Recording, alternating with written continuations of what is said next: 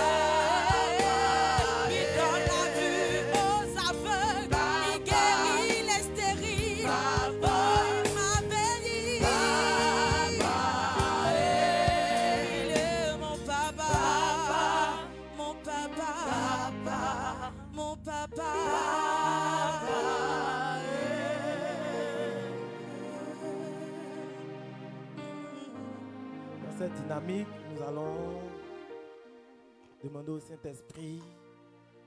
Tu ne vas pas t'asseoir, tu vas élever la voix et tu vas bénir la présence du Saint-Esprit. Tu vas lui dire merci pour ce temps merveilleux de grâce et de bénédiction qu'il prévoit pour toi cet après-midi. Ouvre la bouche et bénis le Saint-Esprit. Bénis-le pour ce moment, bénis-le pour ce jour. Dis-lui merci parce que tu viens de lui offrir ce sacrifice de louange et d'adoration. C'est un culte agréable à Dieu. Comme il le dit dans le psaume 50 au verset 23. Offrez des louanges en sacrifice. Celui qui m'offre des louanges en sacrifice me glorifie. Tu as offert un sacrifice de louange, un culte agréable à Dieu. Bénis-le. Demande-lui de venir prendre le contrôle de ce moment. Demande-lui de venir faire du bien à ton âme. Saint-Esprit, nous voulons nous abandonner à ta majesté, à ta souveraineté. Nous voulons te dire merci. Nous voulons te confier ce moment. Nous voulons nous recommander à ta grâce. Nous voulons te demander, Saint-Esprit, de venir nous conduire, de venir disposer nos cœurs, de venir prendre le contrôle de ce temps, de ce moment, de venir, Saint-Esprit, nous faire du bien. Merci de prendre le contrôle.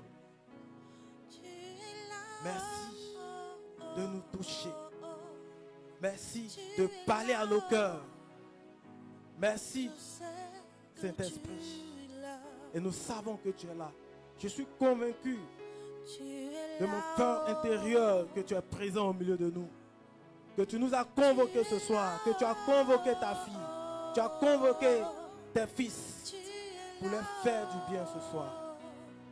Que ton nom soit exalté, que ton nom soit glorifié.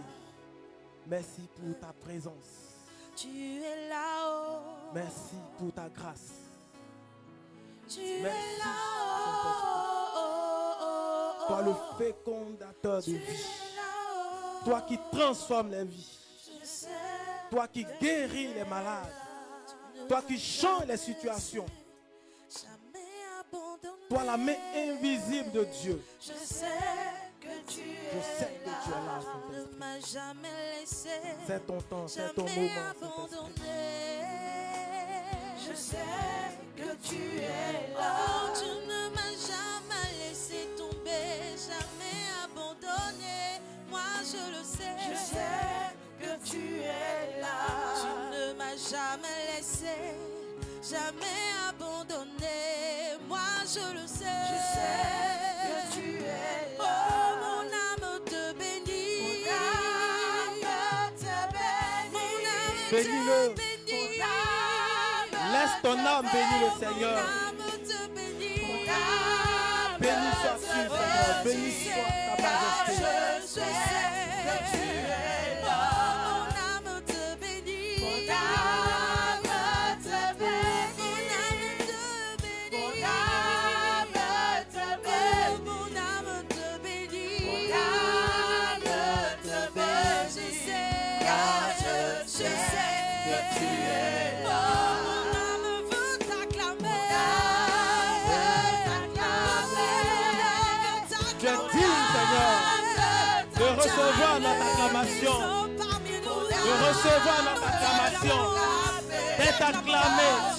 D'être acclamé. D'être acclamé. Acclame l'Esprit de Dieu.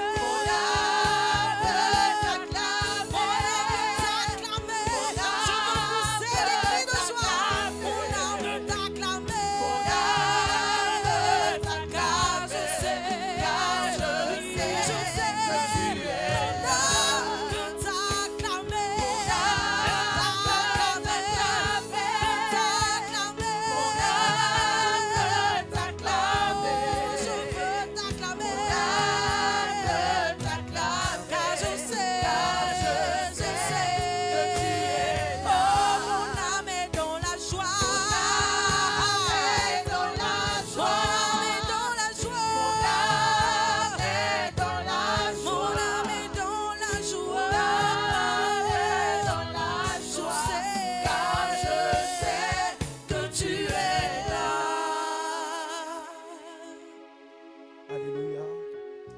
Merci Saint-Esprit. Merci pour ta présence. Merci pour la joie que tu mets dans nos cœurs. Merci pour ta présence qui envahit les cœurs.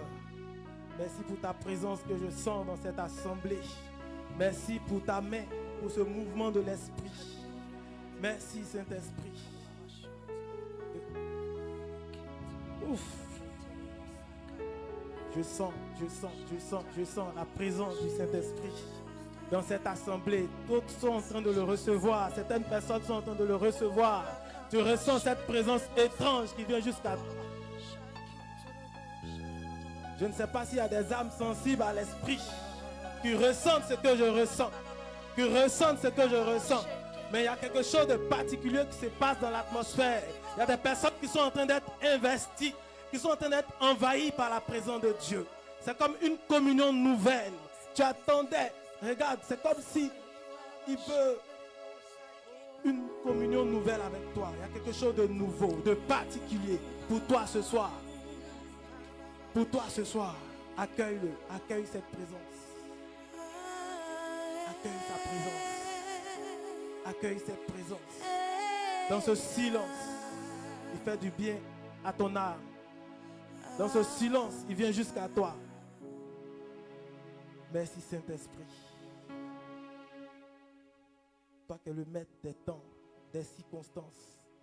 Tu sais pourquoi tu as invité chacun de nous. Merci de relâcher ta grâce, ta bénédiction, ta faveur sur chacun de nous, sur tes enfants ce soir. Père, je ne sais ce qu'ils t'ont demandé. Je ne sais ce que chacun a exprimé dans son cœur. Mais je sais une seule chose, c'est qu'ils ne repartiront pas sans l'avoir reçu. C'est qu'ils ne repartiront pas sans ta grâce. Parce que lorsqu'on t'invoque, tu agis. Tu es le dispensateur de grâce. La Bible dit, tu te laisses trouver par ceux qui te cherchent. Et les cœurs qui te cherchent ce soir te recevront. Merci Saint-Esprit. Que la gloire, l'honneur, la puissance te reviennent. Que la force te revienne. Que ton nom soit glorifié. Merci de nous conduire pendant ce temps, de nous enseigner, d'ouvrir notre intelligence, d'ouvrir notre entendement spirituel pour comprendre ta parole. Ajoute une touche divine à tout ce que nous allons faire, à tout ce que nous allons dire. Merci de transformer nos vies ce soir et que la gloire te revienne au nom de Jésus. Est-ce que tu peux acclamer Jésus? Est-ce que tu peux acclamer? Alléluia. On va s'asseoir dans sa présence. Qui est content d'être là? Tu vas lever la main. Est-ce qu'on est content d'être là ce soir? Alléluia. Alléluia. Voilà, ce soir, le thème qui nous rassemble, c'est appelé investir oint pour régner. Alléluia. On va s'y disposer. La Bible nous dit que la foi vient de ce qu'on entend et ce qu'on entend vient de la parole de Dieu. Pourquoi je veux dire à quelqu'un, à toi qui m'écoutes ce soir, de te disposer à entendre la parole de Dieu, à l'écouter, à faire une place dans ton cœur pour l'accueillir. Parce qu'elle a le pouvoir de féconder ta vie. Elle a le pouvoir de transformer ta vie. Elle a le pouvoir d'ouvrir le ciel de ta vie ce soir. Et si tu lui fais bon accueil, tu ne repartiras pas tel que tu es venu. La grâce de Dieu s'ajoutera à ta vie. La puissance de Dieu s'ajoutera à ta vie. La faveur de Dieu s'ajoutera à ta vie.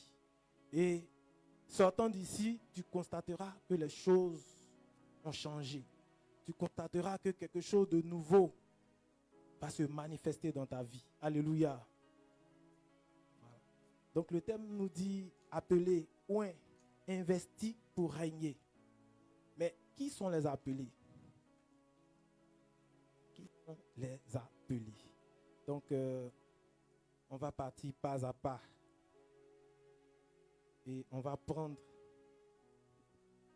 le livre de Jérémie au chapitre 1, versets 1 à 5. Et on va essayer de comprendre ensemble ce que nous dit la parole, ce que nous dit l'Esprit. Est-ce qu'on peut prendre ce passage de Jérémie 1?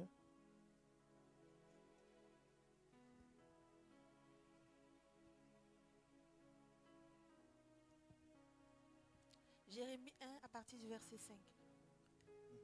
Avant de te façonner dans le sein de ta mère, Avant de te façonner dans le sein de ta mère, je te connaissais. je te connaissais. Avant que tu ne sortes de son ventre, je t'ai consacré. Je t'ai consacré. Je fais de toi un prophète pour les nations. J'ai fait de toi un prophète pour les nations. On va s'arrêter là.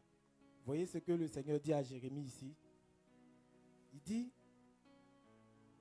avant de te façonner dans le sein de ta mère, donc avant que ta mère même ne te conçoive, avant que ta mère n'ait même connaissance qu'elle va enfanter un fils qui s'appelle Jérémie, moi le Seigneur, je te connaissais.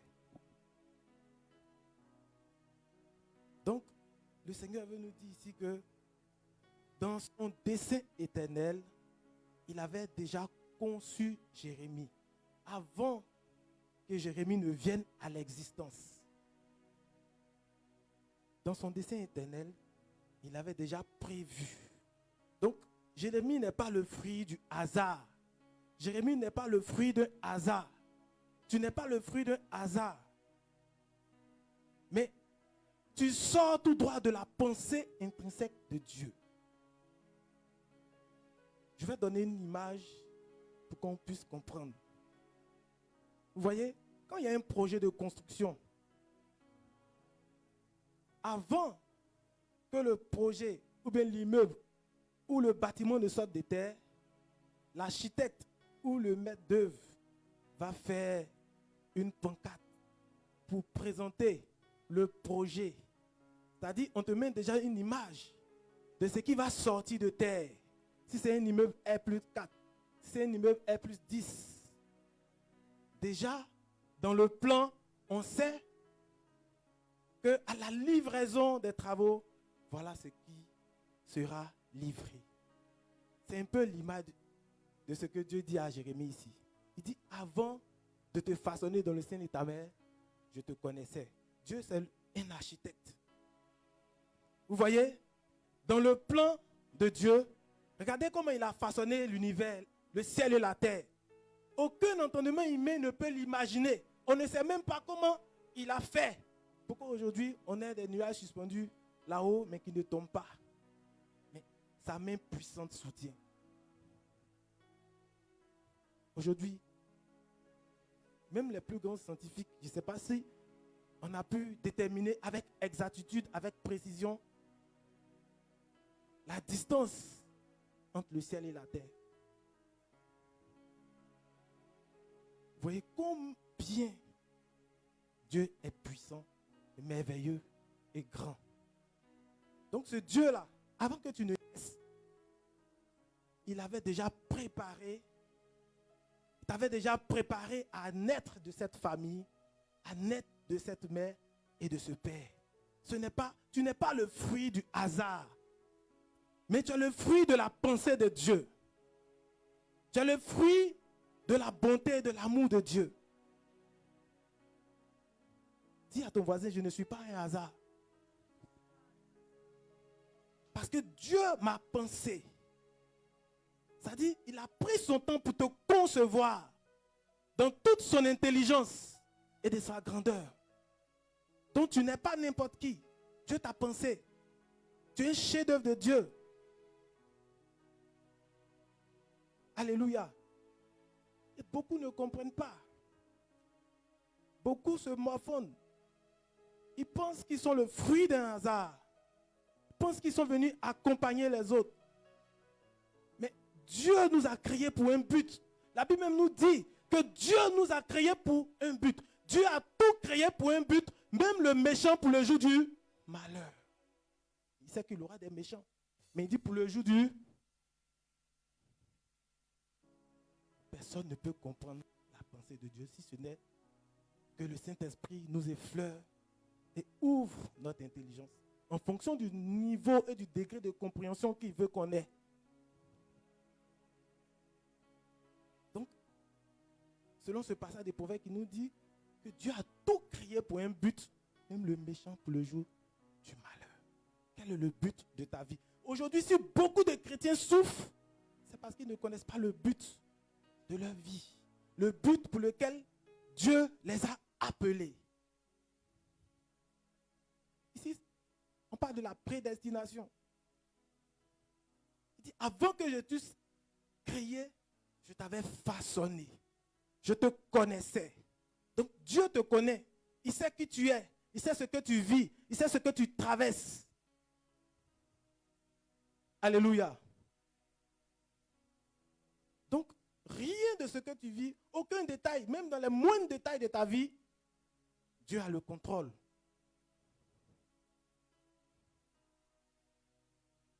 Je t'avais consacré.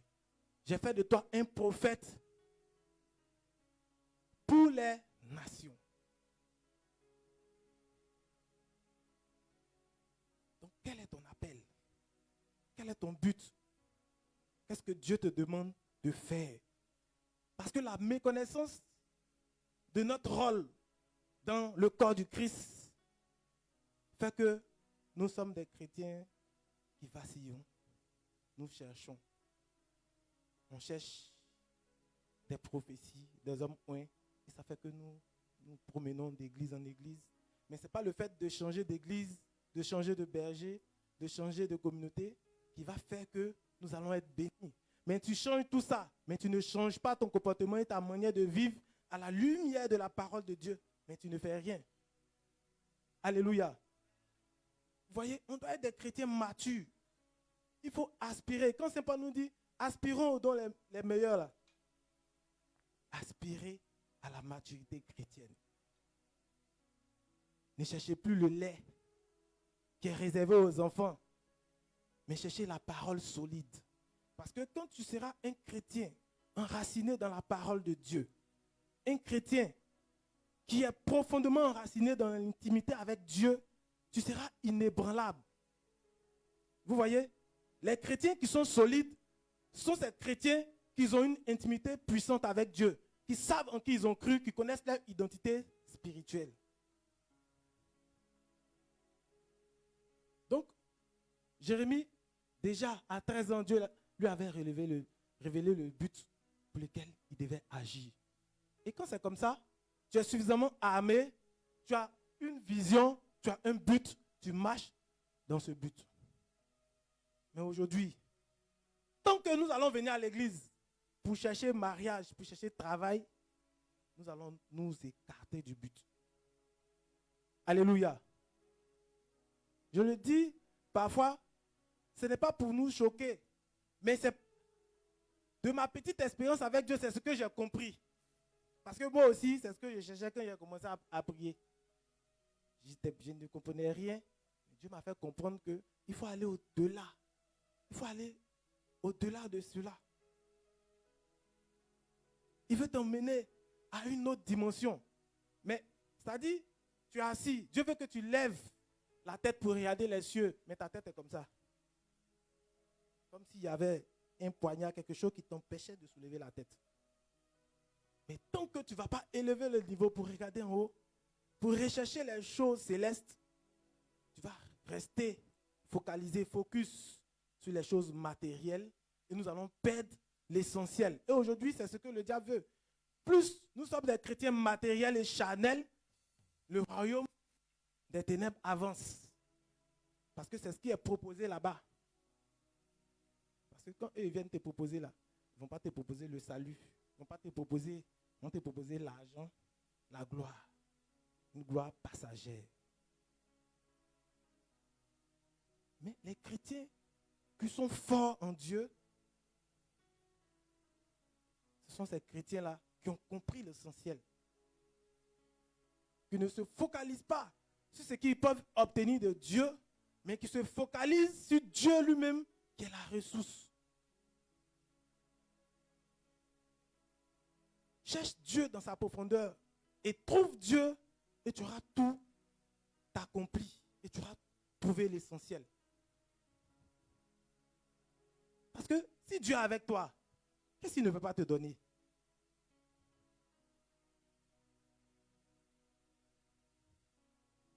Aujourd'hui, c'est ça notre erreur. Marchons avec Dieu. Que Dieu soit à notre côté. C'est ça qui est notre plus grande force. Beaucoup ont marché avec Dieu. Mais on a vu le fruit de leur marche. Élie a marché avec Dieu. Et au soir de sa vie, il a été emporté par le char de feu. Enoch a marché avec Dieu. Au soir de sa vie, il a été emporté par Dieu. Mais au soir de ta vie, quel sera le fruit de ta marche avec Dieu? Quel sera le fruit de ta marche avec Dieu? À quoi es-tu appelé? À quoi es-tu destiné? Donc, parlons de l'appel ici. C'est très important. Timothée nous dit, nous sommes appelés d'un saint appel. Et dans la parabole du bon berger, dans Jean 10, Jésus nous dit qu'il est le bon berger. Mais il y a des bergers qui ont escaladé la clôture, qui sont rentrés dans l'enclos, mais qui ne sont pas les véritables bergers. Mais il dit quoi? Le bon berger, les brebis entendent sa voix. On peut prendre Jean 10. Jean 10, à partir du verset 1.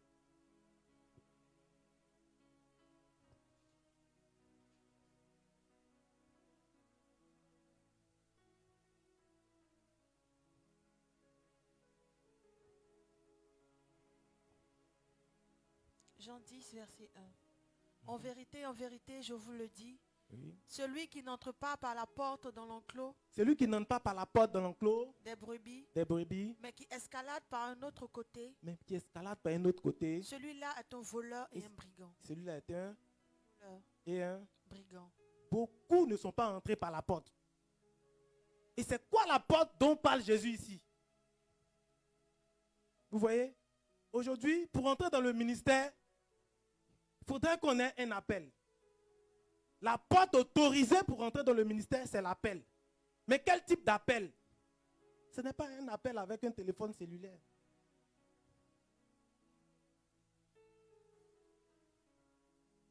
Mais c'est l'appel. Qu'est-ce que Dieu a murmuré à ton cœur? La porte dont Jésus parle ici, il s'agit d'un appel authentique par l'Esprit. Il te dit, mets-toi à mon service. Comme il a fait pour Jérémie. Il dit, avant que je t'eusse formé dans le sein de ta mère, je te connaissais. Je t'ai établi sur les nations. Il dit, je t'envoie. Donc, beaucoup ont escaladé la porte. Beaucoup ont escaladé la porte. Et aujourd'hui, c'est ceux qui ont escaladé la porte qui sont visibles. L'œuvre de Dieu, ce n'est pas pour se faire voir. Ce n'est pas pour avoir des vues. Ce n'est pas pour avoir, je ne sais pas, un semblant de lumière. Parce qu'aujourd'hui, c'est devenu monnaie courante. Chacun se lève. Je suis appelé. C'est ça. Jésus dit, il faut passer par la porte. Il ne faut pas escalader la porte. Il ne faut pas escalader la porte.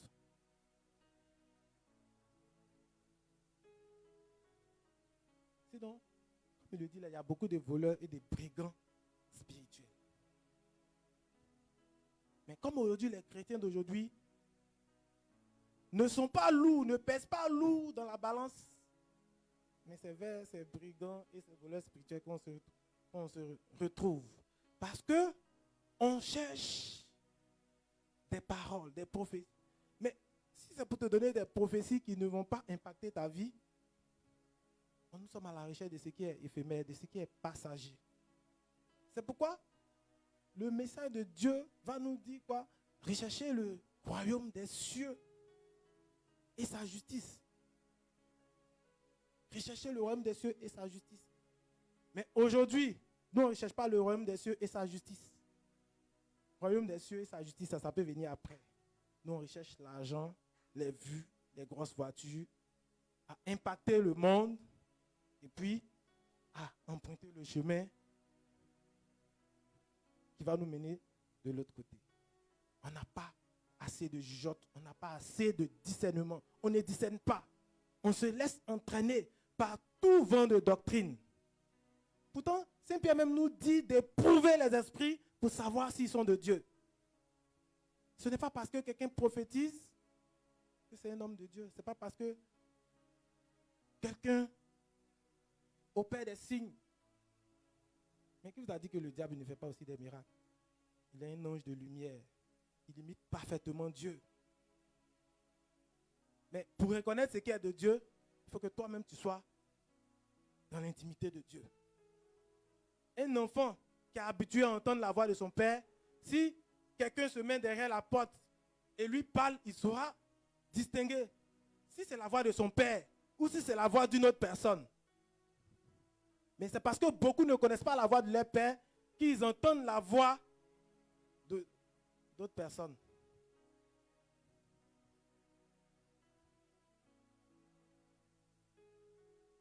Donc, il faut savoir faire la différence. Soit on cherche Dieu, soit on ne le cherche pas. Je vais avancer parce que si je veux traîner sur ça, on va durer. Romains 8, verset 30. nous dit, et je vais lire, on parle de la prédestination. En Romains verset 30, on nous parle de la prédestination.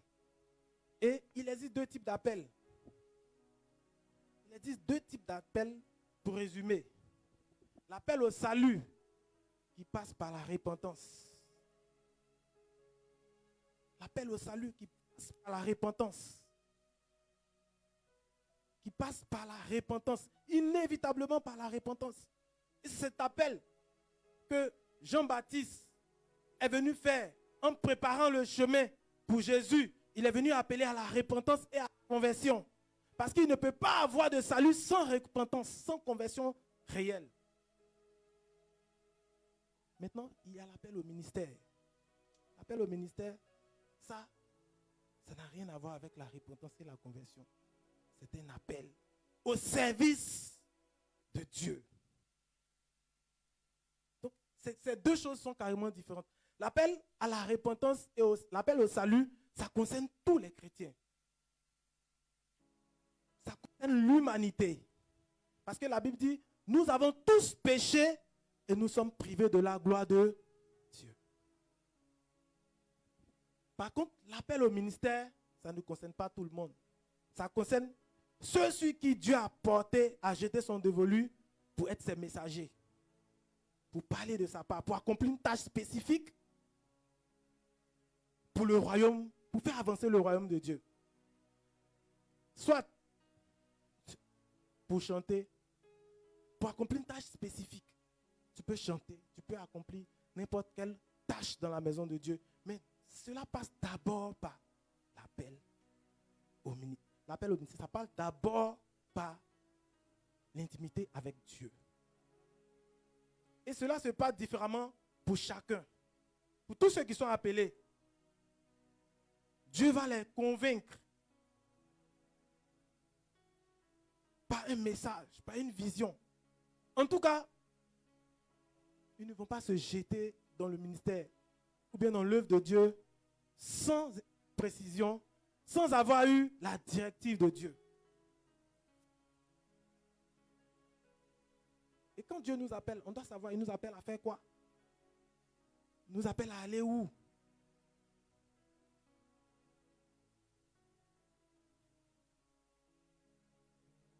Oui, c'est très important. On va prendre Ézéchiel 2. Ézéchiel 2.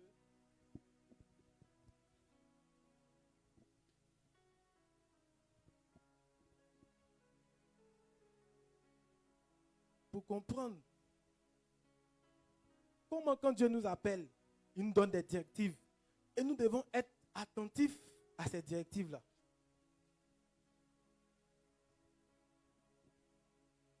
Oui, à partir du verset 1. Elle me dit, Oui. fils d'homme, tiens-toi debout, car je vais te parler.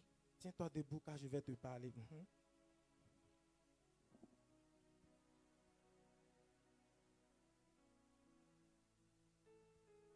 Après qu'elle m'eut parlé, un esprit vint en moi.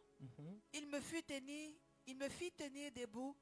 Alors j'entendis celui qui me parlait. Oui, poursuis. Il me dit, fils d'homme, je t'envoie vers les fils d'Israël. Je t'envoie vers les fils d'Israël. Vers des gens révoltés. Vers des gens révoltés. Des gens qui se sont révoltés contre moi, eux et leur père, jusqu'à aujourd'hui. On va s'arrêter là.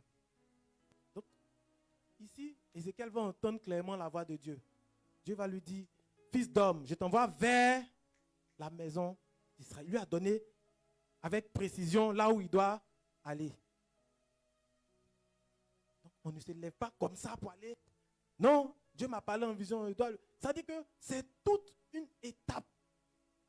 Tout un cheminement avec Dieu. Dieu m'a parlé aujourd'hui, je dois le servir. Donc je me lève, je veux me mettre sur la route, je commence à prêcher. Mais est-ce que Dieu t'a dit, va évangéliser ceux qui sont là-bas? Quand il a parlé à Moïse, en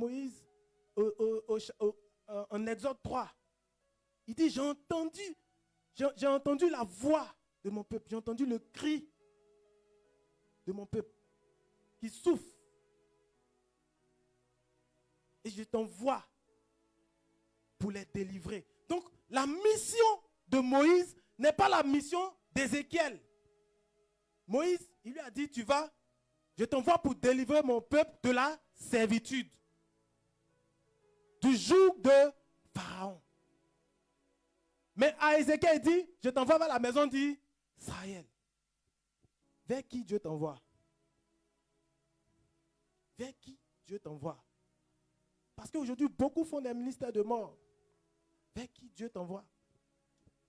À Jérémie, il dit, je t'établis sur les nations.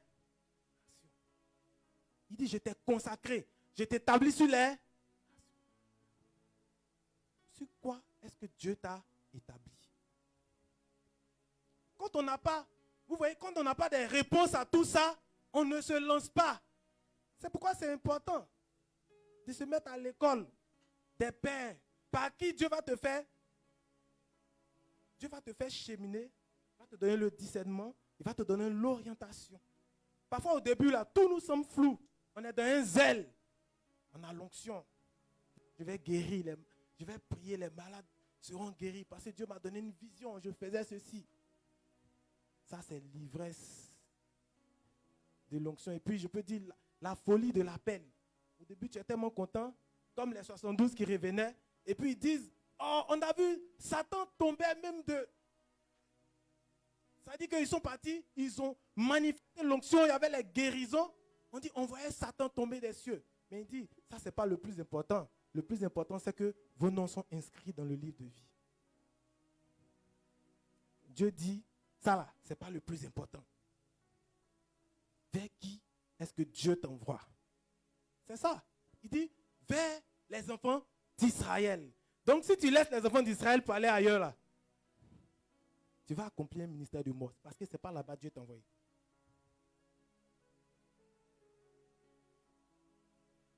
Il faut avoir avec précision ce que Dieu te demande de faire.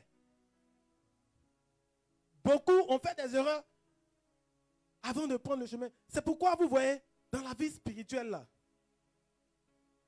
ce que Dieu considère comme spirituel, ce n'est pas ceux qui accomplissent des miracles, ce n'est pas ceux qui manifestent l'onction, mais c'est ceux qui ont la capacité de se laisser guider par le Saint-Esprit. C'est ça, être spirituel. Être spirituel, là, ce n'est pas le fait de manifester. Tout le monde peut prier. Il va avoir des signes. Parce que Dieu honore sa parole. Il ne va jamais rejeter sa parole. Mais peu sont ceux qui ont la faculté de se laisser conduire par le Saint-Esprit. Ceux qui ont accompli de grandes choses avec Dieu, c'est ceux qui ont cette faculté-là à exécuter les instructions divines. Vous voyez? C'est pourquoi toutes ces personnes qui sont citées dans la Bible, c'était des personnes spirituelles. Prenez le cas de Joseph. On dit l'ange va venir se révéler à Marie. Il n'était pas là. Il va faire son projet de la répudier, mais dans une vision, le même ange va venir lui parler. Cette grossesse-là, c'est l'œuvre du Saint-Esprit. Il va entendre. Imaginez s'il n'était pas spirituel. Il allait commettre l'erreur de ne pas être le père de Jésus. Divinement averti. Et parce que c'était un homme spirituel, il va rentrer dans le plan de Dieu. Hérode va se mettre à tuer les enfants. Parce qu'il va être informé que les mages sont venus l'honorer. Divinement averti, l'ange va lui dire, prends ta femme et l'enfant, allez en Égypte. Il va exécuter. Imaginez s'il n'était pas spirituel, il n'avait pas la faculté de se laisser conduire par le Saint-Esprit et de recevoir les instructions de Dieu. C'est pourquoi ceux qui sont spirituels, c'est ceux qui ont la faculté de recevoir dans leur intuition et dans leur cœur la pensée de Dieu, les messages de Dieu et de les exécuter. C'est ça, être spirituel. Vous voyez, beaucoup sont spirituels. Même de l'autre côté, il y a des spirituels. Les mages qui ont su que l'étoile de Jésus passait, ce n'étaient pas des saints. On dit que c'était des mages. Ils n'étaient pas chrétiens. Mais ils avaient la connaissance que les chrétiens n'avaient pas. C'est pourquoi Dieu nous dit que mon peuple périsse faute de connaissance. Beaucoup de chrétiens passent leur temps à prier, mais ils n'ont pas la connaissance. Jésus est notre connaissance. Parce que quand il marche avec toi, il t'avertit, il t'éclaire. Il t'approvisionne en connaissance. Ils étaient là, ils ont vu une étoile. Banalement, quand on voit des étoiles, quand on était petit, on voit les étoiles filantes, on faisait des vœux.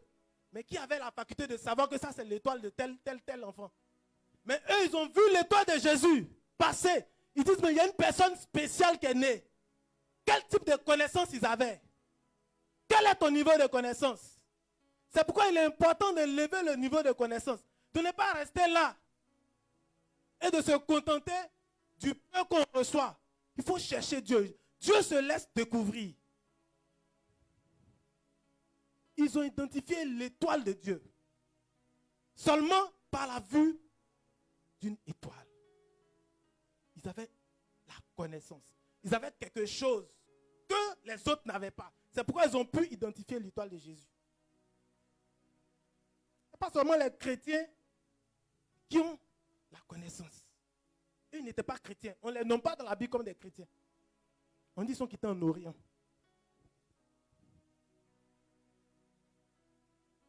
Cherchez Dieu et demandez à Dieu de vous ouvrir à sa connaissance.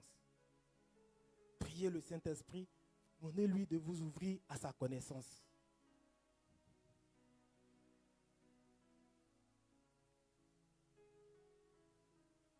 Vous voyez? Dieu se laisse découvrir. Dieu se laisse trouver. Donc, on dit, il a envoyé Ézéchiel vers la maison d'Israël. Est-ce que tu t'es une fois interrogé vers qui Dieu t'envoie? Quel est ton appel? Qu'est-ce que Dieu te demande de faire? Qu'est-ce que Dieu te demande de faire? Parce que quand il parle de la prédestination, à chacun, il avait prévu quelque chose. Il avait prévu quelque chose pour toi. Est-ce que tu as une fois interrogé Dieu pour lui demander, Seigneur, je me mets à ton service. Révèle-moi ce que tu veux que je fasse. Si tu insistes sur ces prières, tu parleras. Même quand tu veux faire un commerce, tu veux faire une activité, tu veux te marier. Et voilà l'erreur même des chrétiens. Surtout concernant le mariage. Beaucoup de chrétiens ne prennent pas le temps de prier Dieu. On se lance, non parce que l'homme est beau ou bien la femme est belle. Mais on fait beaucoup d'erreurs. Aujourd'hui, il y a beaucoup de divorces. On se lance. Pourtant, Dieu, là, si tu le coupes, tu vas faire moins d'erreurs. Parfois, ce qu'il veut pour nous, là, ce n'est pas ce qu'on veut. Donc, nous-mêmes, là, on est pressé d'aller ailleurs. Maintenant, c'est quand on tape au dos, on revient pleurer à ses pieds. Donc, appelé à faire quoi? Jean-Baptiste, Dieu l'a appelé à prêcher la repentance. Pour préparer le chemin à Jésus. En Matthieu 10, versets 7 à 8. C'était la mission de Jean-Baptiste, prêcher la repentance. Il avait un message clair qu'il devait annoncer. Paul, Dieu l'a envoyé vers les nations païennes. C'est pourquoi on l'appelle l'apôtre des nations. Donc Dieu est clair et précis qu'il nous donne un ordre, qu'il nous donne une mission. Il est clair, il est précis. Donc un deuxième point, d'abord il faut savoir quel est ton appel. Dieu t'appelle à faire quoi? Dieu t'appelle à œuvrer comment? Quel est le message que Dieu veut que tu transmettes? Vous voyez, à Jean-Baptiste, il a dit de prêcher la repentance. Peut-être à toi, il veut que tu prêches l'amour et que c'est par là il va passer pour guérir les âmes, guérir les cœurs blessés. Parce qu'il y a beaucoup de cœurs blessés. Aujourd'hui, là, il y a trop de gourmets. Les gens souffrent. Dieu veut t'utiliser. Être un canal d'amour pour ramener vers lui les cœurs blessés.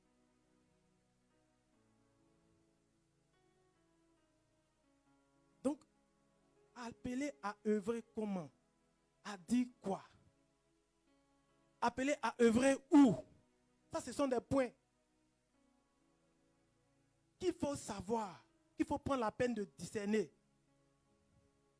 Donc, le Seigneur donne des précisions pour exercer le ministère, pour exercer dans cette maison.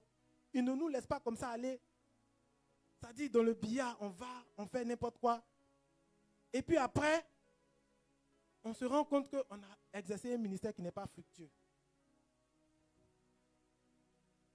Sur quel territoire tu dois aller? Ici, on dit, va vers la maison d'Israël. Il connaît où se trouve la maison d'Israël. Il y va. C'est très important. C'est très important. Donc, il faut connaître là où Dieu t'envoie. Il faut connaître quel est le message que Dieu t'a prêché. Il faut connaître vers qui Dieu t'envoie. Ça fait 3 points. Ça fait 3 points. Et puis, quand est-ce que Dieu veut que tu démarres? Vous voyez, on dit en Actes des Apôtres, Acte 13, on dit, les apôtres étaient réunis. Pendant qu'ils ont jeûné, prié, le Saint-Esprit dit, mettez-moi à part Paul et Barnabas, pour l'heure à laquelle je les appelle. Pourtant, Dieu, il s'était déjà révélé à Paul sur le chemin de Damas. Paul avait eu déjà son baptême. Il avait déjà expérimenté Dieu. Mais il n'avait pas encore la révélation de ce que Dieu veut faire avec lui. Dieu, c'est un pédagogue, il prend son temps. Il fait les choses pas à pas. Il ne va pas t'appeler en même temps, va ici. Il prend son temps de te former, de te préparer, de te transformer, de te communiquer son caractère divin, doter en toi le vieil homme, comme on appelle le serpent ancien. Il veut t'enlever cette vieille nature. Quand il sent que tu es prêt, c'est là qu'il t'envoie en mission. Donc, il doit te donner clairement le message.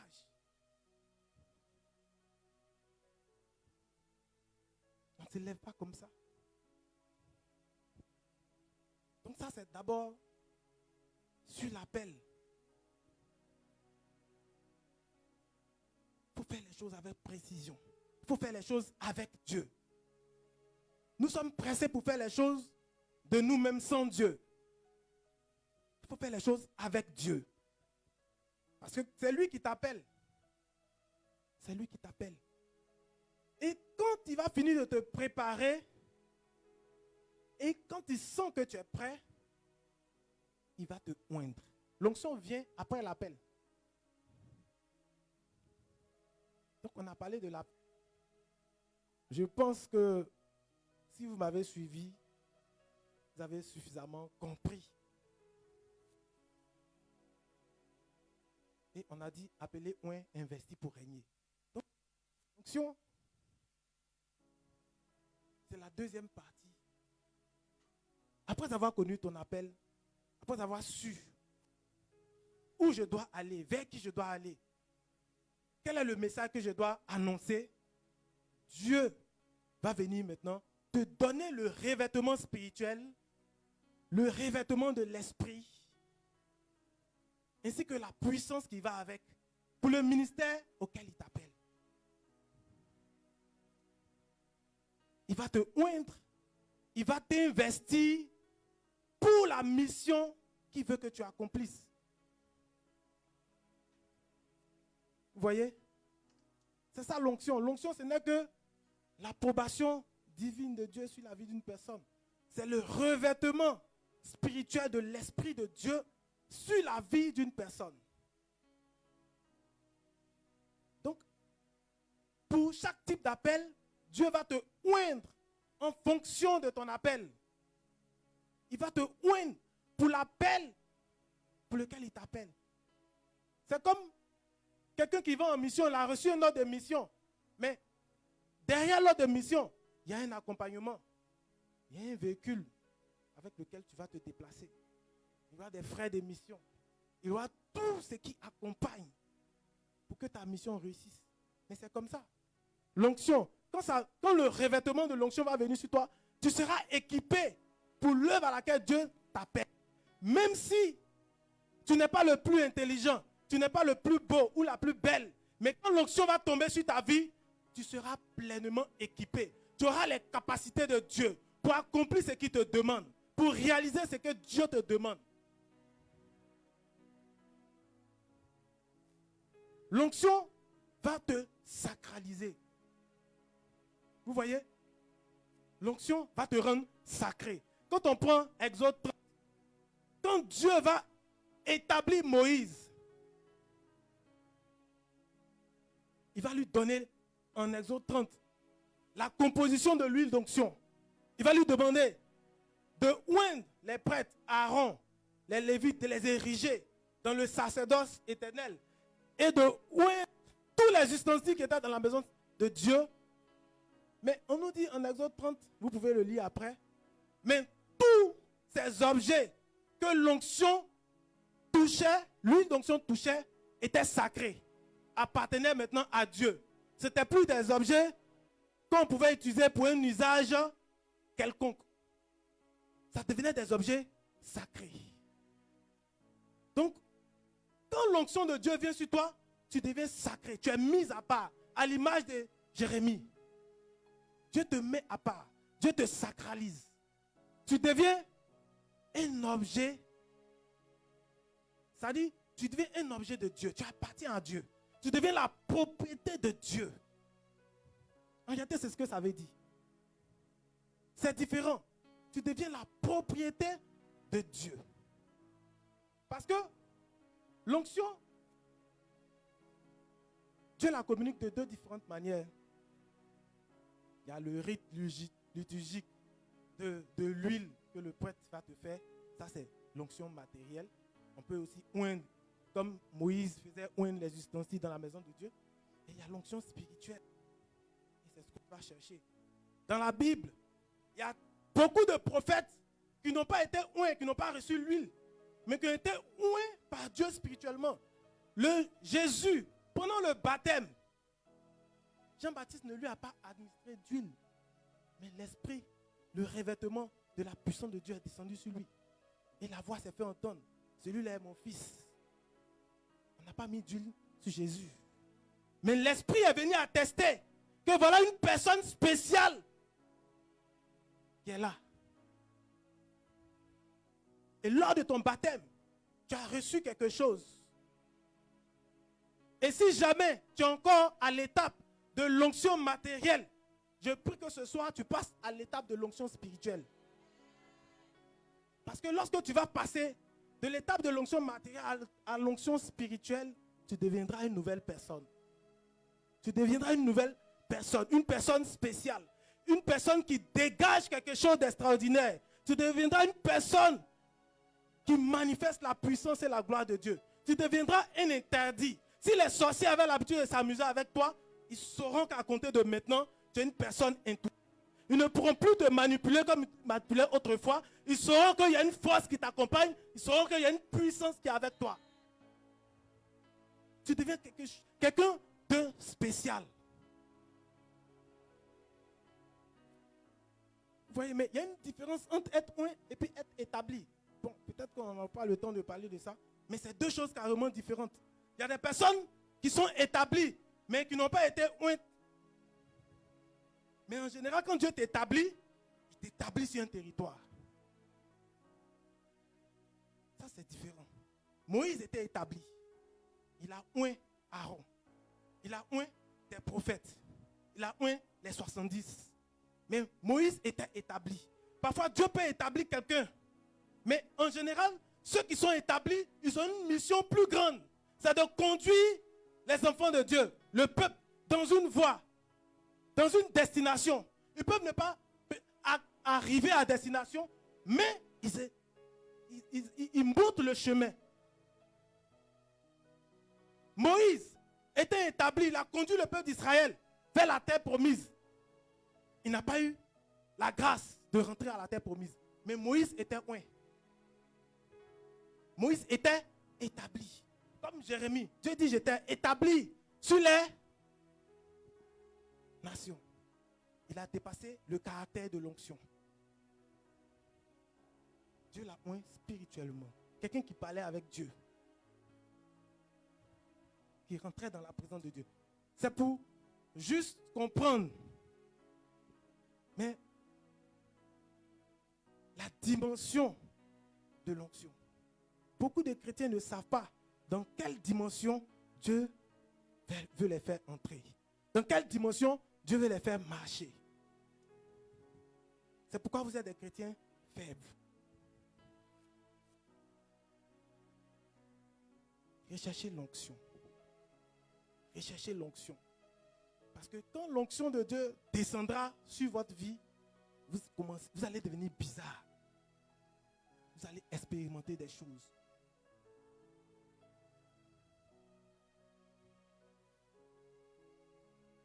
Vous allez expérimenter des choses.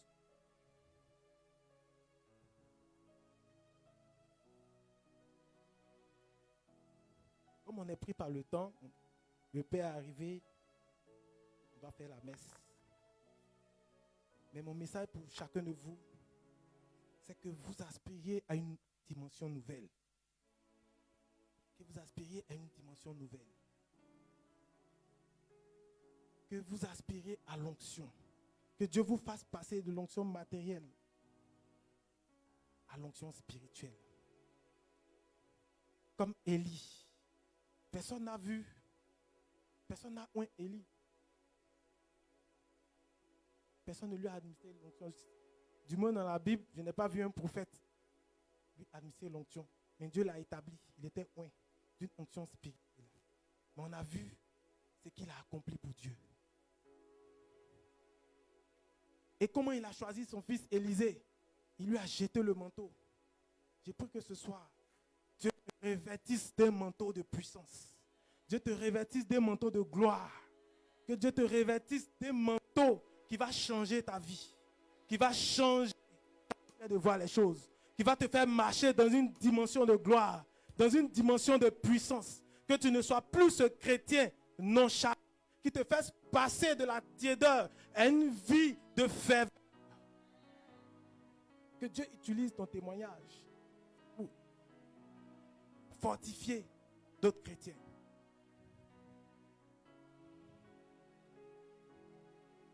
C'est ça.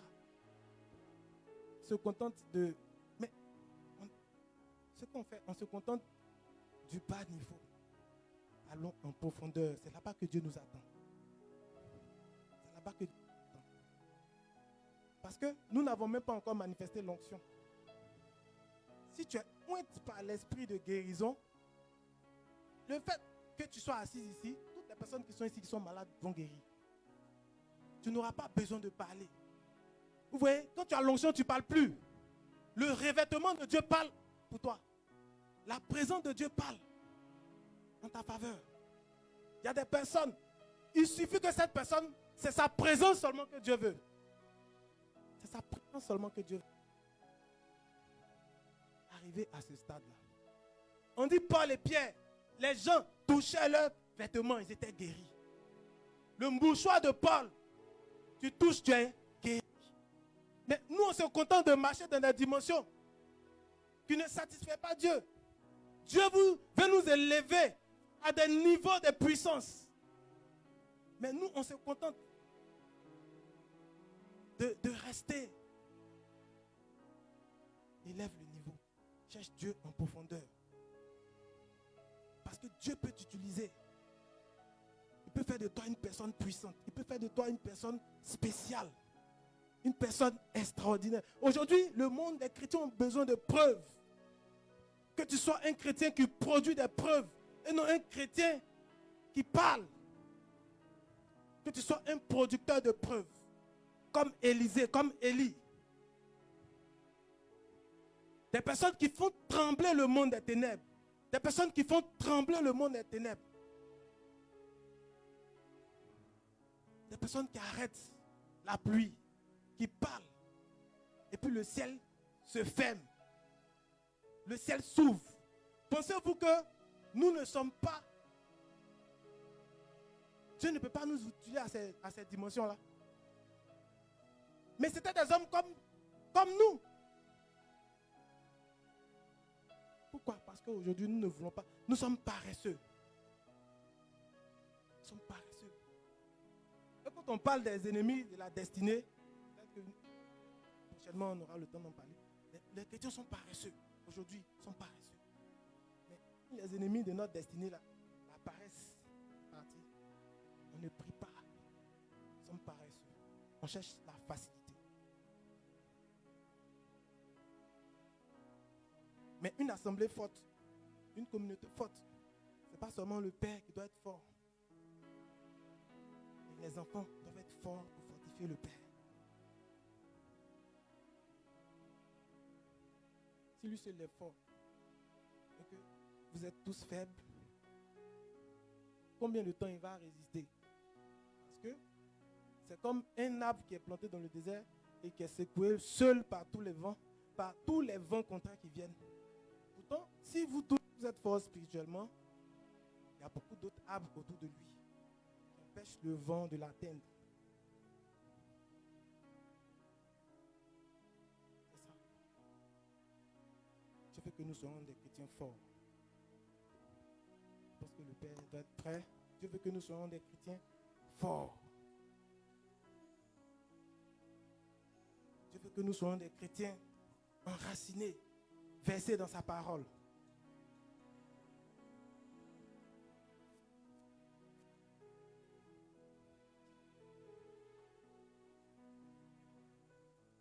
Vous comprenez? Dieu a besoin des chrétiens qui s'abandonnent à sa volonté, qui le cherchent. Des personnes qui sont totalement investies par son esprit, qui se laissent conduire.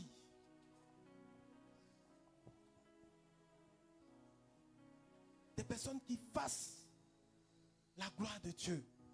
Ce que Dieu peut compter. Regardez comment Dieu était content de présenter Job devant l'assemblée des saints. Il dit, vois-tu mon serviteur Job? Est-ce que Dieu peut témoigner de toi comme ça? Vois-tu mon serviteur Job? Il est fidèle. Vois-tu mon serviteur Job? C'est le type de chrétien que Dieu cherche. Il veut nous faire passer des chrétiens juste à des chrétiens de foi.